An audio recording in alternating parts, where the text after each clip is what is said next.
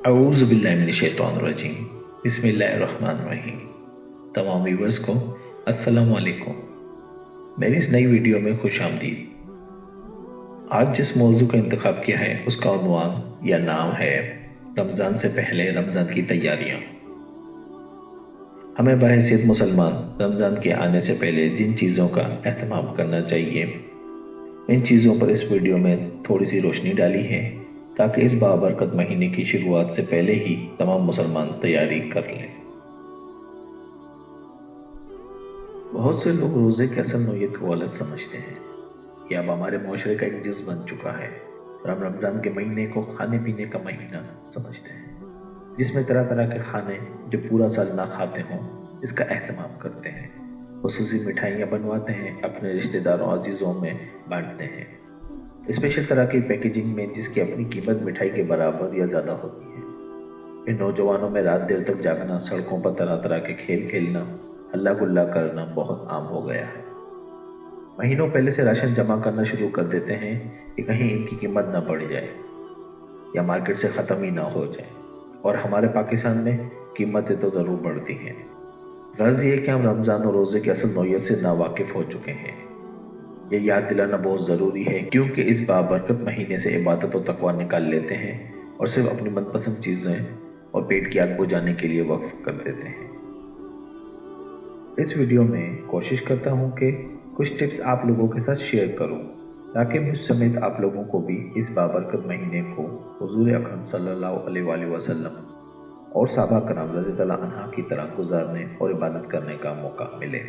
سب سے پہلے نمبر پر ہم سچی توبہ کی کوشش کریں، کیونکہ یہ ہر حال میں واجب ہے کہ ایک عظیم اور بابرکت مہینہ قریب آ چکا ہے، اور زیادہ ضروری یہ ہے کہ ہم اور ہمارے رب کے درمیان اور دوسرے لوگوں کے درمیان ہم اپنے گناہوں سے توبہ کریں اور لوگوں کے حقوق ادا کریں، تاکہ جب بابرکت مہینہ شروع ہو تو ہمارے دل صاف ہوں اور ذہنی سکون کے ساتھ عبادتوں میں مصروف ہو جائیں۔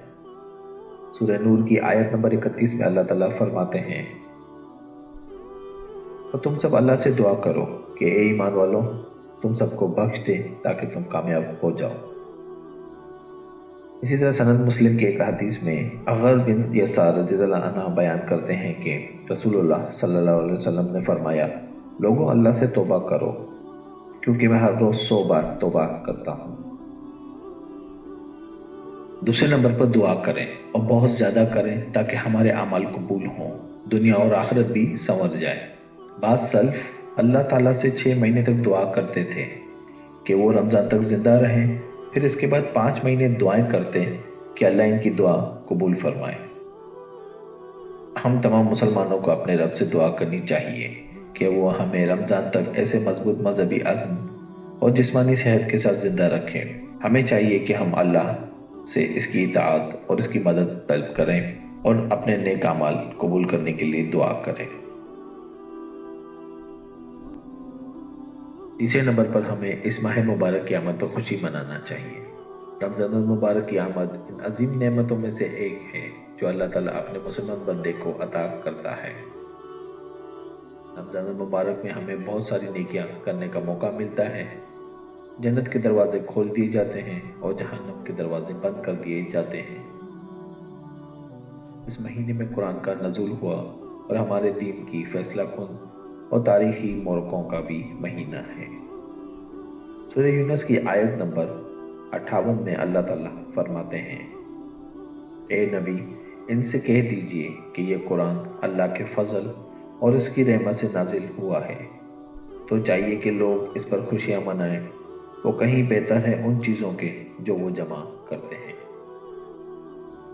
چوتھے نمبر پر ہمیں اپنے علماء کرام یا اپنے محلے کی مسجد کے امام یا مختلف اسکالرز کے بیانات سننے چاہیے تاکہ ہمیں روزے کے احکامات پر عمل کرنے اور رمضان کی فضیلت کو سمجھنے میں آسانی ہو۔ پانچویں نمبر پر ہمیں اپنے وہ تمام دنیاوی کام جلدی سے ختم کر لینے چاہیے تاکہ ہماری عبادت میں کوئی خلل پیدا نہ ہو۔ چھٹے نمبر پر ہمیں اپنے اہل خانہ یا اپنی بیوی بچوں کے ساتھ بیٹھ کر انہیں روزے کے احکامات کے بارے میں بتائیں اور چھوٹے بچوں کو روزے کی ترغیب دیں اور ان کی حوصلہ افزائی کریں۔ ساتویں نمبر پر ہمیں مختلف قسم کی کتابیں جن میں نماز پڑھنے کا طریقہ ہو، مختلف روزمرہ میں استعمال ہونے والی دعاؤں کی کتاب ہو، وہ لوگوں میں تقسیم کرے تاکہ انہیں بھی دین اسلام کے بارے میں معلوم ہو اور مختلف دعائیں یاد رہیں۔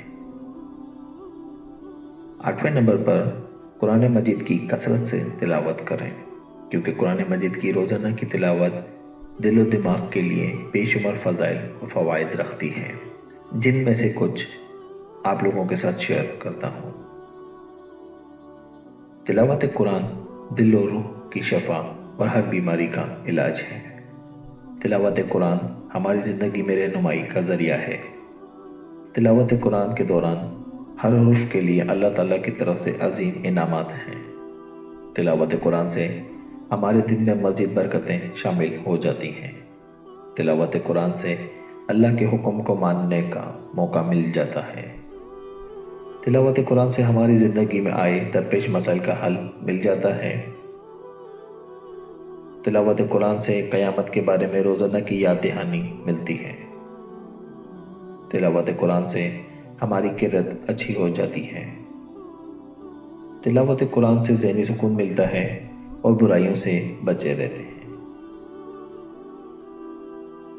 امید کرتا ہوں آپ کو میری یہ ویڈیو پسند آئی ہوگی۔ اگر پسند آئی ہے تو ضرور لائک کریں اور اپنے دوستوں کے ساتھ شیئر کریں۔ چینل کو سبسکرائب کریں، اگر نہیں کیا تو سبسکرائب کریں تاکہ نئی آنے والی ویڈیوز آپ تک پہنچ سکیں۔ انشاءاللہ ملتے ہیں اگلی ویڈیو میں۔ اپنا اور اپنے ارد گرد کے تمام لوگوں کا اور خاص طور پر چرند پرند کا ضرور خیال رکھیں۔ اللہ حافظ۔